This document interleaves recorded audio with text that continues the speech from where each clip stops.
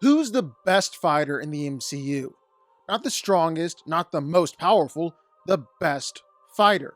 The ones who rely on pure skill, technique, and experience. From street level assassins to literal gods, we're ranking every single one. Trust me, some of these are going to surprise you.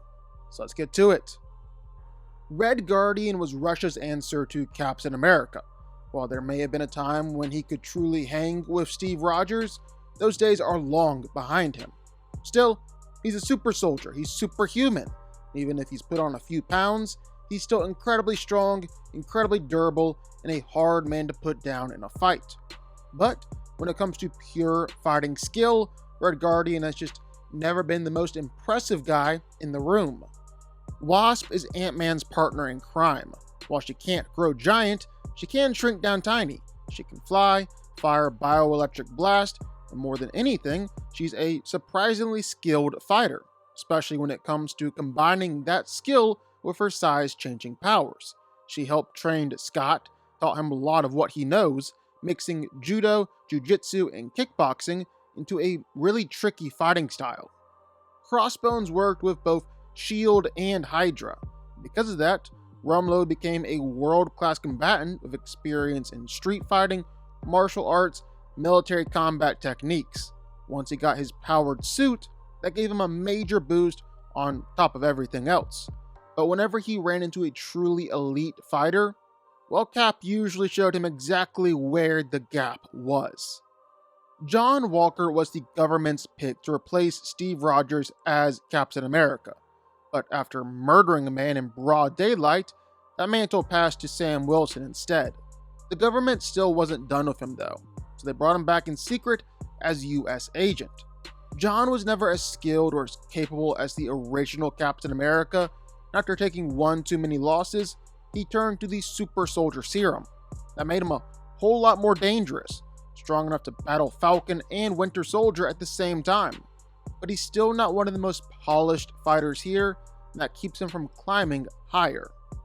Punisher is the ultimate soldier. After his family was brutally murdered, he turned his war against crime itself. Frank is one of the best fighters on the planet, able to go toe-to-toe with Daredevil and even beat him in a fight. He's incredibly strong, insanely tough, and a brutal force in combat. But above all else, Punisher is about guns. Lots of guns. He's an expert marksman, rarely misses, and fights like a one-man army under one simple rule. One shot, one kill.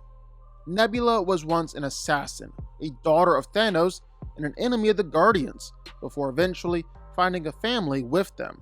After being rebuilt and modified by Thanos, she became superhumanly strong, superhumanly durable, and equipped with a healing factor that lets her recover from attacks that should absolutely be fatal. She's also a highly trained fighter. Thanks to Rocket, she now has an upgraded cybernetic arm that works a lot like Iron Man's nanotech, instantly reshaping into whatever weapon she needs. Elektra is an elite assassin, and Daredevil's on-again, off-again lover. Trained by Stick, she's an extremely skilled hand-to-hand fighter, one of the deadliest people on the planet, mostly because Elektra has absolutely no problem killing you.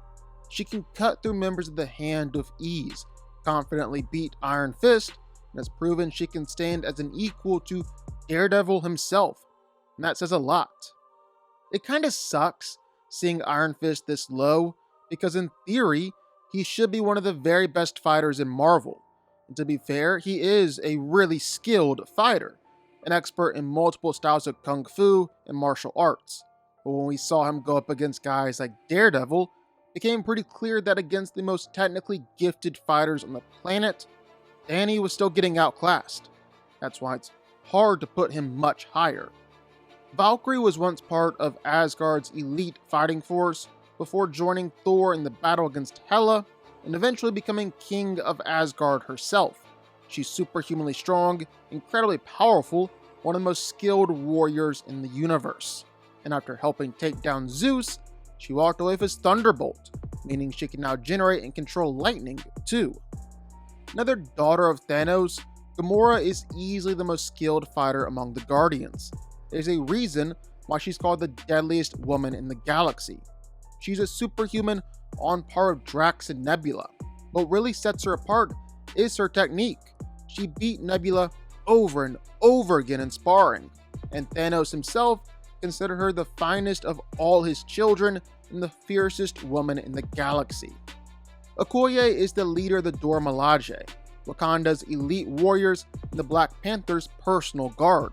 She's one of the greatest fighters on Earth, an elite martial artist. With that vibranium spear in her hands, she can take on opponents much bigger and stronger than you'd expect. Yelena Belova is Natasha Romanoff's sister, another deadly, highly trained Black Widow. She's one of the best fighters on the planet, able to keep up with Hawkeye and other Widows alike. And like any Black Widow assassin, she's got all the weapons, gadgets, and gear you could want in a fight. Hawkeye is the ultimate spy and assassin, on top of being the best marksman in the world. There really isn't a shot Clint can't make. The guy just doesn't miss. And over the years, his arrow arsenal has only gotten more ridiculous. Hawkeye may not look overwhelming at first glance, but one well-placed arrow can drop just about anyone. He also showed how dangerous he is up close during his time as Ronin, practically single-handedly tearing through criminal empires after the snap. Logan was always a mutant, but the Weapon X experiments are what qualify him for a list like this. And honestly, we can all just be happy Hugh Jackman is back in the MCU. Wolverine is one of the most iconic X-Men ever, complete with his adamantium claws and insane healing factor. He's incredibly strong, brutally lethal, and can survive basically anything, even nuclear level attacks. With those claws, you really do not want to be standing in front of him. He's a skilled fighter, a born killer, the best at what he does. What he does isn't pretty. Black Widow is the ultimate spy and assassin. She's one of the most agile and skilled fighters on Earth. She's packing some seriously dangerous weapons too. Her Widow's bite can send Ant-Man flying, and even stun Black Panther through his vibranium suit. Natasha has mastered multiple fighting styles, can take down entire groups by herself, and has proven again and again that she can beat other elite assassins, including fellow Black Widows. Deadpool's healing factor is basically on par with Wolverine, letting him recover from almost any injury you can imagine. But on top of that, maybe more than that, he's an elite mercenary, an expert killer, one of the most dangerous fighters on the planet when the chaos starts. After surviving an assassination attempt but being left horribly injured, Taskmaster was experimented on by the Red Room, implanted with a chip that gave her photographic reflexes. That means by watching someone fight, she can perfectly copy their style and movements, including fighters like Captain America, Black Widow, Spider-Man, and Winter Soldier. She's an excellent assassin, an elite fighter, and a nightmare to go against, because fighting Taskmaster is basically like fighting the best version of yourself. Death Dealer is the man responsible for training fighters within the Ten Rings. That includes Shang-Chi himself. He's an extremely skilled and formidable warrior. While his student eventually surpassed him, Death Dealer still proved he could hold his own against Shang-Chi in a fight. Jai Ling is Shang-Chi's sister and Wenwu's daughter, and as the leader of the Ten Rings, she obviously has to be a serious fighter. What makes her even more impressive is that she's largely self-taught. She wasn't allowed to train with the men, so she secretly trained herself and turned into one of the greatest fighters in the world. She even beat Shang-Chi in a fight, though to be fair, he was clearly holding back. Eric Killmonger is one of the best villains in the MCU, and for a time, he was king of Wakanda, which meant he got everything that comes with being Black Panther. He took the heart-shaped herb, gained the same enhanced strength and abilities, and had access to Wakanda's ridiculous vibranium tech. On top of that, Killmonger is a lethal, ruthless fighter with plenty of experience killing anyone who gets in his way. Thor is the god of thunder, and he is insanely powerful. He's one of the only heroes to show true planetary level strength on screen. He's fought some of the deadliest villains in the universe, and he operates on a level most heroes simply can't touch. But maybe the biggest advantage he has is experience. literal millennia of battle.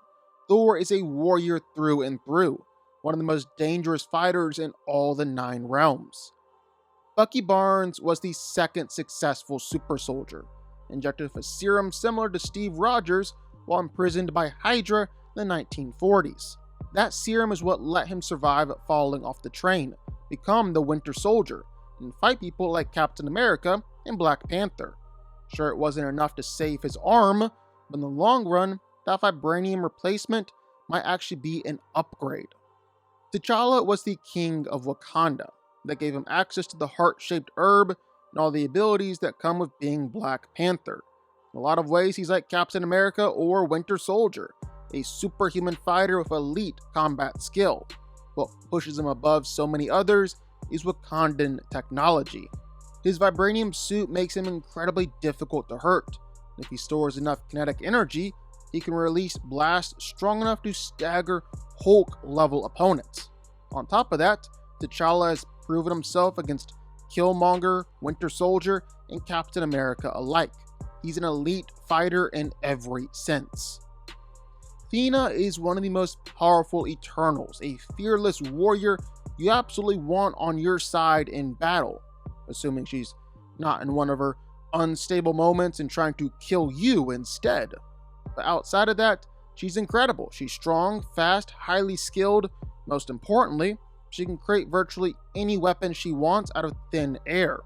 She has thousands of years of combat experience, moves with incredible speed and fluidity.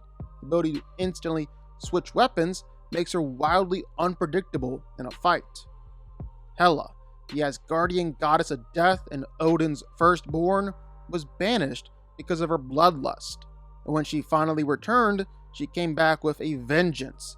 She has a mystical connection to Asgard, meaning that she's even stronger there than anywhere else. So some of her feats are boosted by location. Even so, she dominated Thor every time they fought and made it look easy. It's not like she was weak off-world either. She shattered Mjolnir in one hand while standing on Earth.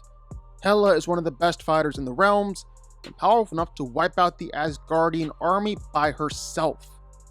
Thanos stood at the top of the MCU for a long time as the most powerful being around, mostly because he had the Infinity Gauntlet and no one else did. But still, even without that, he's a genocidal warlord, a massive powerhouse, and he was still capable of absolutely running through the Avengers. So no, do not sleep on Thanos. He's an elite fighter, one of the most dangerous beings in the galaxy. Captain America is the leader of the Avengers. And yes, he gets a huge upgrade if you hand him Mjolnir, but even without it, Steve Rogers is basically the peak of human potential. He's incredibly strong, his shield is nearly indestructible, he's one of the best fighters on Earth. Cap is so skilled that even Deadpool fangirls over him, and Thanos was visibly shocked by what he could do. He's mastered multiple fighting styles, thrives in every kind of combat situation imaginable. On top of that, he's literally a super soldier. With his power, experience, and technique, Steve is more than a match for almost anyone. Matt Murdock is Daredevil, blind lawyer by day, vigilante by night. He may not be superhuman in the traditional sense, but his senses make him something close to impossible to deal with. His hearing, smell, and awareness let him perceive the world on a completely different level.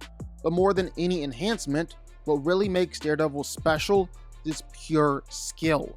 He's one of the most technically gifted fighters on Earth, and in a straight skill for skill fight, beating Matt is almost impossible. He's mastered countless styles, has no problem dropping other trained killers and martial artists. Daredevil really is one of the best. Wenwu was a legendary figure who rose to power throughout history after discovering the 10 rings. With them, he conquered empires and established himself as one of the greatest warlords the world has ever seen. The rings give him superhuman strength, speed, and durability. But more importantly, they're some of the most powerful weapons in the MCU. Let him fight on par with almost anybody. And as if that wasn't enough, Wenwu is also one of the most skilled fighters on Earth, backed by nearly 1,000 years of experience. And the best fighter in the MCU? I think it has to be the man who could beat Wenwu, his son, Shang-Chi. Shang-Chi is the greatest martial artist on the planet, trained from childhood, become the best by some of the best. On top of that, he's mastered mystical and otherworldly fighting styles that almost nobody else in the MCU knows how to use. When it comes to pure hand-to-hand skill, I really don't think there's much debate. Shang-Chi is the best of the best. But what do y'all think? Sound off in the comments down below. I know you're gonna have thoughts and feelings on this one for sure. If you stuck around this long and made it to the end of the video, that's amazing. Thank you so much for watching and for supporting us. And if you want to go subscribe, well, go subscribe. You're going to see more videos like this one every single week. I'll see y'all then. I'll see y'all next time.